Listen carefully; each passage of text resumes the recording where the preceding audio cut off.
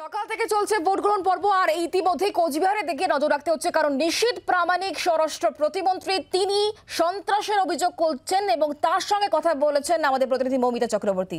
কি জানাচ্ছেন তিনি, শোনাবো।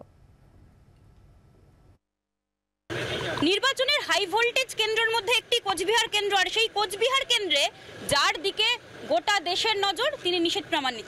নিশীথ, আপনাকে নিয়ে এত চর্চা কেন? দেখুন, কোথাও কি মমতা ব্যানার্জি ভয় পাচ্ছে?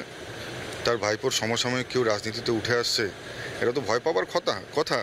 কারণ উনি একটা নিশ্চিত একটা প্যারাশুট থেকে তার ভাইপোকে নামিয়ে একেবারে যাকে বলে যে একেবারে রেডিমেড চেয়ারে বসিয়েছেন। তো স্বাভাবিকভাবেই আগামী দিনের কোনো কম্পিটিটার্সকে রাখতে চান না। প্রথম থেকে একটা স্পেকুলেশন ছিল যে কোচবিহার মানে, যেহেতু শীতলকুচির ঘটনা গতবার ঘটেছিল, বিভিন্ন ঘটনা ঘটেছে, যে কোচবিহার মানেই বোমা, গুলি, বন্দুক, সংঘর্ষ, বিভিন্ন কিছু হবে। কোচবিহারে আজকে ওয়েদারটা গরম, কিন্তু ভোটের সেরকম উত্তাপ দেখতে পাওয়া গেল না। কি স্ট্র্যাটেজিতে ইলেকশন হচ্ছে আজকে? দেখুন, নিশ্চিতভাবে বলবো, সাধারণ মানুষ যখন জেগে ওঠে তখন যত গুন্ডা, যত বদমাশি হোক, কারো করবার কিছু থাকে না। গতকাল থেকে তৃণমূল কংগ্রেসের তরফ থেকেও আপনার বিরুদ্ধে অভিযোগ করা হয়েছে ইলেকশন কমিশনে, এটাকে কি বলবেন? এবং উদয়ন গুহকে নিয়ে আপনি একটা নির্দিষ্ট ডিমান্ড রেখেছিলেন। অভিযোগ করাটা ভালো, আক্রমণ তো করছে না। আগে আক্রমণ করতো, আক্রমণ করতে পারছেন না, এখন অভিযোগ করছে।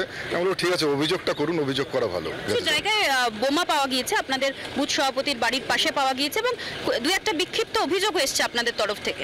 দেখুন, ইলেকশন কমিশনের কাছে আমরা এই নিয়ে অভিযোগ করব, আমরা পুলিশ কেস এই নিয়ে করব, এবং সেই সঙ্গে সঙ্গে আমরা চাইবো যে এই বিষয়টির এনআইএ তদন্ত হোক। বাংলার আওয়াজ, বাঙালির আবেগ, জি 24 ঘন্টা।